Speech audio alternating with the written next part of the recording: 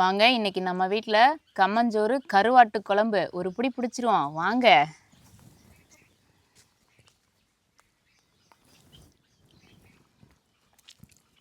வணக்கம் சொந்தங்களே, எல்லாரும் எப்படி இருக்கீங்க? நல்லா இருக்கீங்களா? உங்களோட ஆசீர்வாதத்தில் நாங்கள் எல்லாருமே நல்லா இருக்கோம். அப்புறம் குட்டீஸ் எல்லாத்தையுமே கேட்டதாக சொல்லுங்கள். இன்றைக்கி நம்ம வீட்டில் பிள்ளைங்களுக்கு எல்லாம் ஸ்கூல் லீவுங்கிறதுனால கம்மஞ்சோறு கருவாட்டு குழம்பு தாங்க இன்றைக்கி சமைக்க போகிறோம். ஃபுல்லாக நம்மளோட வீடியோவை பாருங்கள். அப்போ தான் நம்மளே எப்படி செஞ்சுருக்கோம் அப்படிங்கிறது உங்களுக்கும் தெரியும். வாங்க போய் நம்மளும் கம்பை தீட்டி எடுத்துடலாம். அத்தை, எதுக்காகத்தை நம்ம கம்பை தீட்டி அதுக்கப்புறமா ஊற வைக்கிறது? தீட்டினாக்கா மேத்தோல்லாம் வந்துடும். அப்புறம் புடச்சி விட்டு அப்புறம் தண்ணியில் கொட்டி அரிச்சு கல் இல்லாமல் இருக்க அரிக்கிறது. கல் இல்லாத சுத்தமாக தண்ணியில் கொட்டி அரிச்சு விட்டா நல்லாயிருக்கும். மண்ணுக்குன்னு இருக்காது. உரலை இடித்து சாப்பாடு செஞ்சாலே நல்லா சாப்பிட்றதுக்கு நல்லா சுவையாக இருக்கும். எதுக்காகத்தை இந்த மாதிரி தீட்டி எடுக்கிறது? தீட்டி எடுத்தால் தோல்லாம் போயிடுப்பா. இந்த கொங்கு இருக்குதெல்லாம் மேலே அதெல்லாம் போயிடும். அப்புறம் தண்ணியில் கொட்டி அரிசி கழுவி மண்ணுக்குன்னு கல்லெல்லாம் போயிடும். நல்லாயிருக்கும். சரிதான். இடித்து சமைச்சாலே சாப்பாடு செம்ம டேஸ்ட்டாக இருக்கும். இது எங்கள் மாமியார் சொல்லுவாங்க. அந்த நாளையில் கம்மஞ்சோறு அந்த உலக்க சத்தம் 4 மணிக்கு உலக்க சத்தம் யார் வீட்லேயும் எல்லா வீட்லேயும் கேட்கும். இடிப்பாக்க. இப்போல்லாம் எங்கே உலக்க சத்தம் கேட்குது? இப்போ இல்லையே.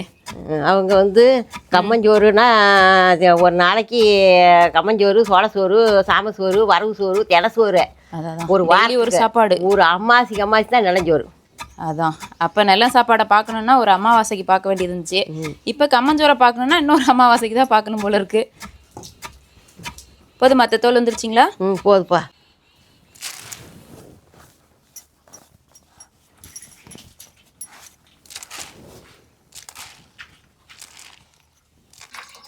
பாருங்க, அத்தையும் அப்படியே இடித்து வச்ச கம்பெல்லாம் மேலே இருக்கிற தோலெல்லாம் புடச்சி விட்டுட்டு அப்படியே அதையும் அரிக்க ஆரம்பிச்சிட்டாங்க கல் இல்லாமல்.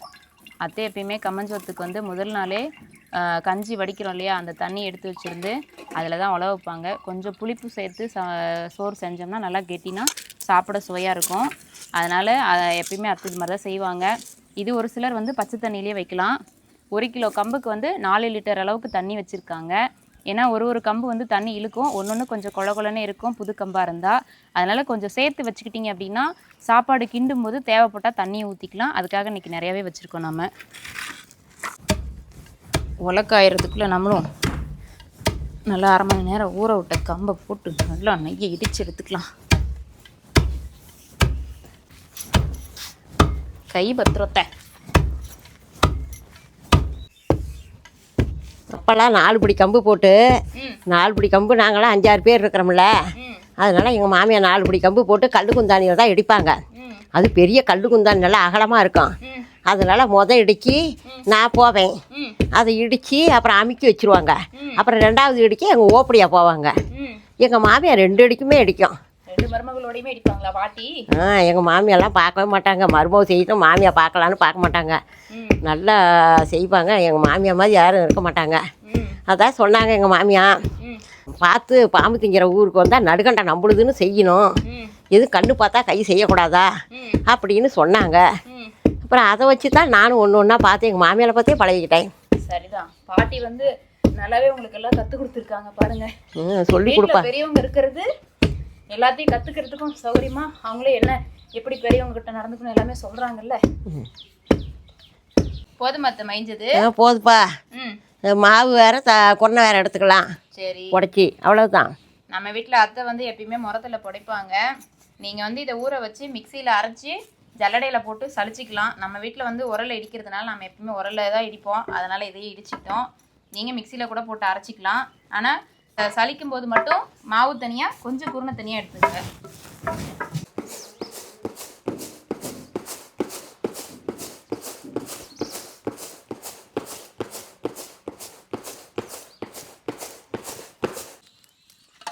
அப்படியே நம்மளும் வச்ச உலை தண்ணி கொஞ்சம் மொண்டு வச்சிடலாம். ஏன்னா நம்ம கம்புக்கு சாதம் வேகும்போது கொஞ்சம் கொஞ்சமாக போட்டுக்கலாம். ஊற்றி எடுத்துக்கலாம். கொஞ்சம் உப்பு போட்டுட்டோம். நம்ம புடச்சி வச்சுருக்கோம் இல்லையா குருணை, அதையே அப்படியே கொஞ்சம் கொஞ்சமாக போட்டு நல்லா கட்டி இல்லாமல் கிண்டிக்கிட்டோம்னா சாப்பாடும் நல்லாயிருக்கும். இது கொஞ்சம் நேரம் வேகணும்.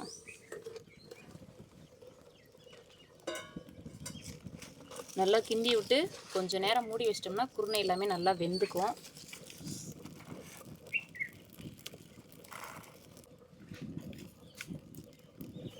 என்ன மஞ்சு குட்டி எங்க பண்றீங்க? அத்தை மாமாங்க எல்லாரும் எப்படி இருக்கீங்க? நல்லா இருக்கீங்களா? எங்கள் காட்டு பக்கத்தில் இருக்க பாப்பா தான் எங்கள் ஸ்கூலில் தான் படிக்கிறாங்க. இவங்க பேர் வந்து நிலாலினி. தாத்தா என்ன பண்ணுறாங்க? தாத்தா தத்தை வெட்டிட்டு இருக்காரு. தட்டை வெட்டுறாங்களா? குட் கேர்ள் மஞ்சு கேர்ள். உங்கள் அவ்வா? எங்கள் அவ்வா சோறு சோறு செய்தா? மாமன் என்ன பண்ணுறாப்புல? மாமா படிக்குதான். மாமன் படிக்குதா? அம்மா அம்மா ஆஃபீஸ் போயிருக்காங்க. சரி கண்ணு. இந்த பாப்பா வந்து நம்ம பக்கத்து காட்டுக்காரனோட பேத்தி தாங்க. ஸ்கூல் லீவ் விட்டா போதும், ஏன்னா மஞ்சு பாப்பாவோட ஸ்கூலில் தான் இவ்வளோ படிக்கிறா. அதனால் லீவ் விட்டா போதும் அவங்க தாத்தாவோட காட்டுக்கு வந்துடும். லீவ் விட்டா போதும், இனிமேல் இங்கே தான் இருப்பாங்க. ஏ சாமி, சரி போய்ட்டு விளாடுங்க சாமி, போங்க. பாருங்கள், நல்லா குருணையும் போட்டதுக்கப்புறம் நல்லா தடிப்பாயிருச்சு. இன்னும் கொஞ்சம் நேரம் வெந்ததுக்கப்புறம் நம்மளும் இதில் மாவு போட்டு கிண்டிக்கலாம். பாருங்கள், நல்லா குருணை எல்லாமே நல்லா கொழகொழப்பாக வெந்து போச்சு. நல்லா வெந்ததுக்கப்புறம் நம்மளும் இந்த மாவை போட்டு நல்லா கிண்டிக்கலாம். இந்த மாவில் வெல்லம் இல்லைன்னா சர்க்கரை சேர்த்து கொஞ்சம் ஏலக்காய் தூள் சேர்த்து சாப்பிட்டீங்கன்னா அவ்வளோ டேஸ்ட்டாக இருக்கும். இரு சாமி வரேன். இந்த பக்கம் எடுத்துக்கோங்க, கொஞ்சம் கொஞ்சமாக போடுங்க. போடு சாமி, பொறுமையா கொடுங்க. இல்லை நானே அப்படியே கொட்டிக்கிறேன். இருங்க சாமி, நான் கொஞ்சம் ஃபஸ்ட்டு மாவாக இருக்குல்ல கொஞ்சம் கிண்டி விட்டுறேன், அதுக்கப்புறம் நீங்கள் கிண்டுவீங்க. பாருங்கள், நல்லா மாவு போட்டதுக்கப்புறம் அப்படியே நல்லா அப்படியே நெய் மாதிரி வருதா? நமக்கு வேணும்னா இன்னும் கொஞ்சம் தண்ணி ஊற்றிக்கலாம், ஏன்னா மாவு வேக வேக இன்னும் கொஞ்சம் தண்ணி இழுக்கும். நம்ம எடுத்து வச்ச தண்ணி ஊற்றிக்கலாம். பொறுமையாக சாமி, அப்படி தாண்டி தங்கம். நிலா அக்கா என்ன பண்ணுறாங்க? குட்டி, கம்மஞ்சோறு சாப்பிட்லாமா? இன்னைக்கு கம்மஞ்சோறு கருவாட்டு குழம்பு சாப்பிட்டு பாருங்கள், செம்ம டேஸ்ட்டாக இருக்கும். நிலா விடுங்க சாமி, நான் கிண்டிக்கிறேன். நீ விட்டுரு சாமி, நான் கிண்டிக்கிறேன். விளையாண்டிங்களா நிலா குட்டி? சூப்பர், நிலா குட்டி தான் ஜாலி. அவ்வளோதாங்க, நம்மளும் நல்லா மயிற்சி அப்படியே மூடி வச்சிடலாம். ஒரு 10 நிமிஷம் நல்லா மிதமான சூட்டில் அனல் இருந்துச்சுன்னா நல்லாவே சாப்பாடு வெந்துடும். அப்படி நம்மளும் போய் குழம்பு வச்சிடலாம். இதுதான் நான் வளர்க்குற மீன். இது பேர் வந்து மாலி, வெள்ளை கலரில் இருக்குது. குட்டி குட்டியாக இருக்கிறதெல்லாம் நாட்டு மீன். இது பேர் வந்து கொய்க்கா இருக்குன்னு சொல்லுவாங்க. இன்னொன்று எங்கே நான் இங்கே இருக்குது.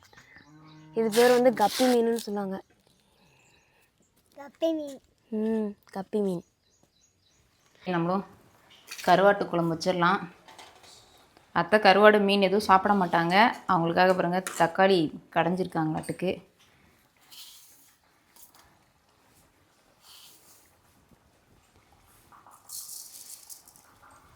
கொஞ்சோண்டு கடுகு,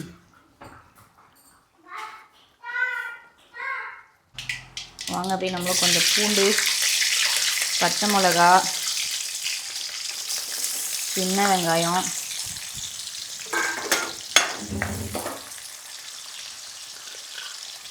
நம்மளும் மணங்கோணாமல் கொஞ்சம் முருங்கைக்காயும் கத்திரிக்காயும் போட்டு வச்சிடலாம். நம்மளும்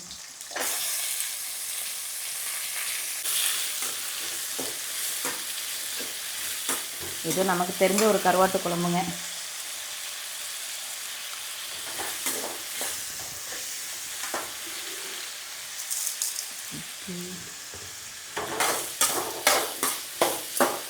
காய் நல்லா வதங்கிருச்சிங்க. அப்படியே நம்மளும் கொஞ்சம் மிளகாத்தூளை போட்டுடலாம். புளிக்கரைச்சலையே கொஞ்சம் ஊற்றி நல்லா கொதிக்க விட்டுடலாம். காய் நல்லா வேகணும்.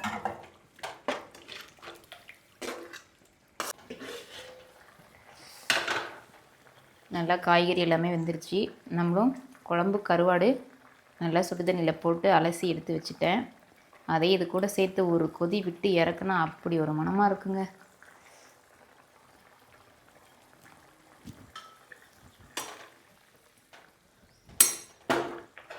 ஏதோ நமக்கு தெரிஞ்ச ஒரு சின்ன கருவாட்டு குழம்பு.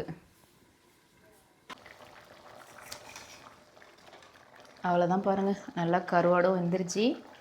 இனிமேல் அப்படியே எடுத்து வச்சு சாப்பிட்டா அப்படி ஒரு ருசியாக இருக்கும்.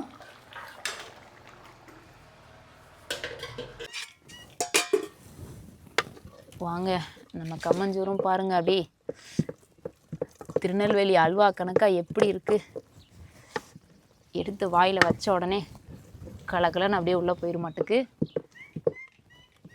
அவ்வளோதான், வாங்க அப்படியே முண்டு போட்டு நம்மளும் கருவாட்டு குழம்பு கம்மஞ்சோத்தோடு சாப்பிட்லாம். அப்படியே கம்மஞ்சோறு கருவாட்டு குழம்பு ரெடி ஆகிடுச்சு. பசங்க எல்லாருமே காலையிலே கொஞ்சம் பழைய சாதம் இருந்துச்சு, அவனுங்க ஃப்ரெண்ட்ஸ் எல்லாம் வராங்கன்னொன்னே பச்சை மிளகாயும் பழைய சாதத்தையும் சாப்பிட்டானுங்க.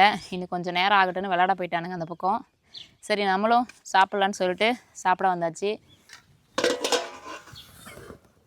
அவங்க வந்து கருவாடு மீனெல்லாம் சாப்பிட மாட்டாங்க, அதனால் அத்தைக்கு அவங்க தக்காளி பஜ்ஜி செஞ்சுட்டாங்க. வாங்க எல்லாம் சாப்பிட்லாம். வாங்க, இன்றைக்கி நம்ம வீட்டில் கம்மஞ்சோறு கருவாட்டு குழம்பு ஒரு பிடி பிடிச்சிருவோம் வாங்க.